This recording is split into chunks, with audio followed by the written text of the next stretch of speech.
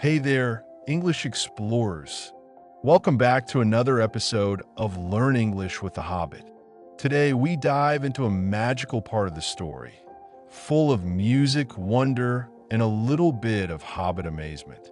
As always, we'll enjoy the story first and then go over the new vocabulary together. So grab your tea, sit back, and let's begin the adventure.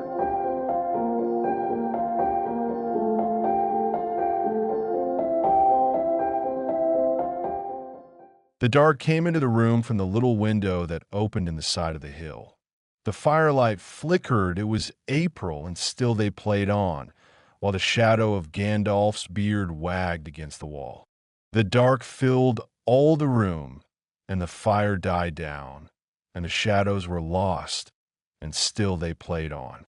And suddenly first one, and then another began to sing as they played, deep-throated singing of the dwarves in the deep places of their ancient homes. And this is like a fragment of their song, if it could be like their song without their music. Far over the misty mountains cold, to dungeons deep and caverns old, we must away ere break of day, to seek the pale enchanted gold. The dwarves of your made mighty spells, while hammers fell like ringing bells. In places deep, where dark things sleep, in hollow halls beneath the fells. For ancient king and elvish lord, there many a gloaming golden hoard, they shaped and wrought, and light they caught, to hide in gems on hilt of sword. On silver necklaces they strung the flowering stars, on crowns they hung the dragon fire, in twisted wire they meshed the light of moon and sun. That's the end of today's reading. What a beautiful and mysterious part of the story, right? The dwarves singing about their ancient home. I could almost hear their deep voices echoing through the mountain halls. Hey, if you enjoyed that and want more episodes like this, don't forget to like this video and subscribe to the channel. That way, you won't miss any of our future adventures with Bilbo and the gang.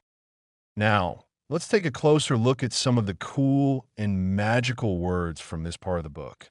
I've got a special vocabulary list for you, with meanings and examples to help you understand everything better. A window isn't just glass in the wall. It's a little portal to the outside world. In Bilbo's cozy hobbit hole, the small window lets in light, air, and in this case, darkness. It's a reminder that even small things can let big changes in. Side here means the wall or edge of something. In this case, the hill. Bilbo's window is not on top, but on the side of the hill, just like how hobbit holes are built into the earth, cozy and hidden. There's something magical about firelight. It's warm, soft, and flickery. Unlike bright electric lights, firelight creates shadows and moods. It makes everything feel ancient, just like in Bilbo's home when the dwarves begin to sing. When something flickers, it shines unsteadily, like candlelight or a weak fire. The firelight flickering in the room makes everything dance with shadows, setting the stage for mystery and magic. When someone plays on, it means they keep playing despite time passing. The dwarves didn't stop when it got dark. They played on, lost in their music like they were remembering something older than time. Wagged usually describes how a dog's tail moves, but here it's Gandalf's beard. As he moves, the firelight makes his beard's shadow wag on the wall. It's both funny and a little mystical. Against means touching or near something else. In this case, the beard's shadow is cast against the wall. It's like painting with darkness, and it adds to the magical mood of the scene. When a fire dies down, it doesn't go out completely, but it gets weaker, like it's getting tired. It's the perfect moment for deep songs and old memories to fill the silence. This phrase shows how the singing started naturally, not planned. First one dwarf sang, then another began, like their ancient music was rising from deep inside them, calling to each other. Deep-throated singing is powerful, low, and full of feeling. The dwarves aren't singing pop songs. They're singing about caves, gold, and lost kingdoms. Their voices sound like they come from under the mountains. Deep places are more than just caves. They're emotional too. These are the ancient homes of the dwarves, hidden far below the earth, full of echoes, memories, and old magic. Ancient means really, really old. Not just old like your grandfather's watch, but old like forgotten kingdoms and powerful magic. Everything the dwarves sing about has this ancient weight. A fragment is a small piece of something bigger, like a bit of song or poem. What we hear in the book is just a fragment of the dwarves' full song, but it still holds so much power. Far over gives a sense of distance and longing, like something beautiful or mysterious that's far away. The dwarves sing about places far over the mountains, where their destiny lies. Misty describes foggy or cloudy places where you can't see clearly. It adds mystery. Misty mountains sound like a place where secrets hide in the fog. Mountains aren't just big rocks. They're symbols of challenge, history, and adventure. For the dwarves, the mountains hold both their past and their treasure. Cold doesn't just describe temperature, it sets the mood. The mountains are not warm and welcoming. They're harsh, lonely, and full of danger, and yet the dwarves must go there. Dungeons are dark, underground prisons, or chambers. But in fantasy, there are also places of treasure, monsters, and secrets. It's where both fear and fortune live. A cavern is a giant cave, dark, echoey, and ancient. It's the kind of place dwarves call home and dragons hide. You can almost hear the dripping water inside. To seek something is more than just looking. It means you're on a quest. The dwarves seek gold, yes, but also their legacy, their pride, and their place in the world. Enchanted means magical, but also mysterious and dangerous. Enchanted gold isn't just shiny, it's cursed, powerful, and maybe even alive with spells. Yours an old-fashioned way of saying long ago.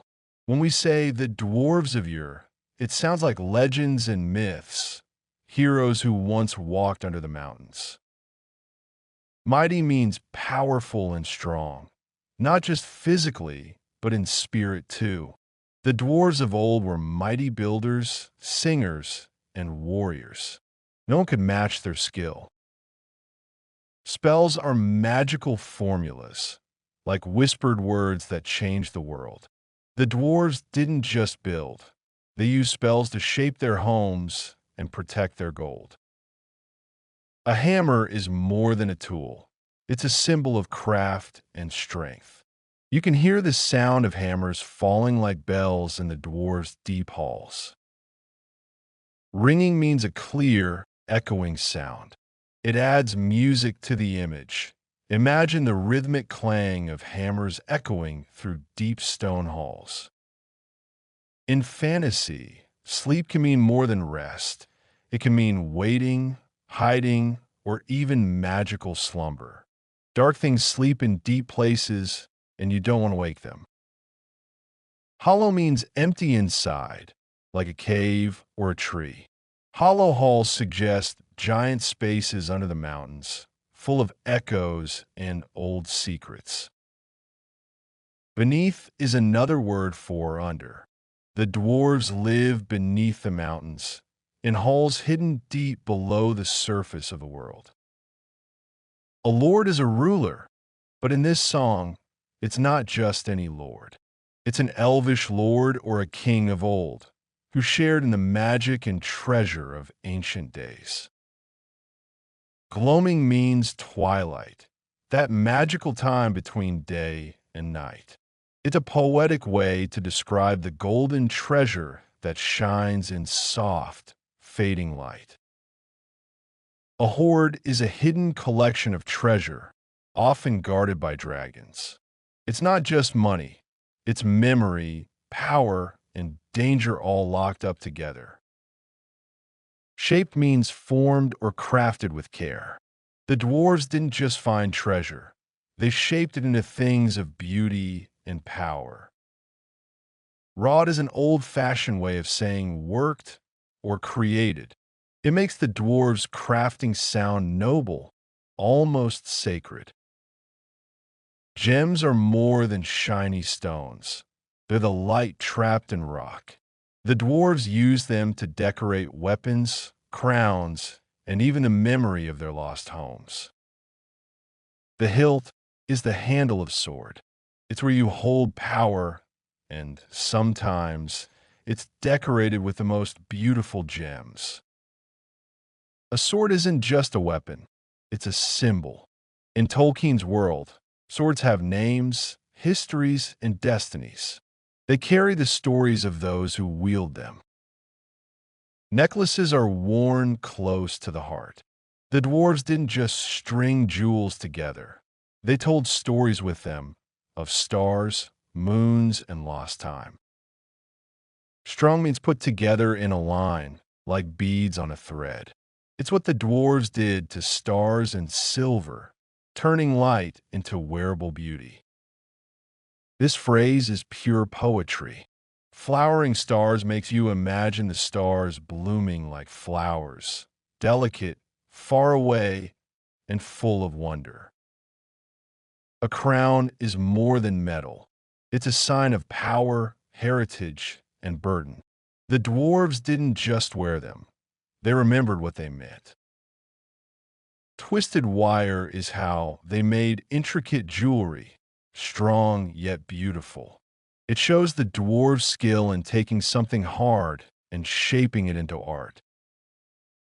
To mesh is to weave things together, like light and metal. The dwarves meshed moonlight and sunlight into their treasures, making magic you could wear.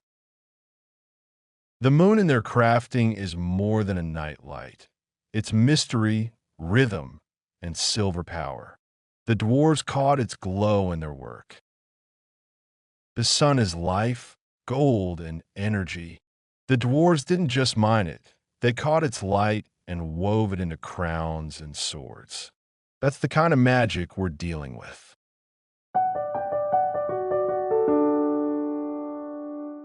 And that's it for today's journey through the Hobbit.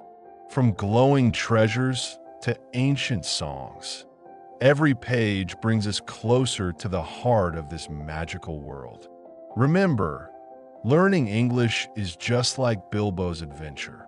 Sometimes unexpected, sometimes challenging, but always rewarding. If you keep showing up, word by word, you'll be amazed at how far you'll go.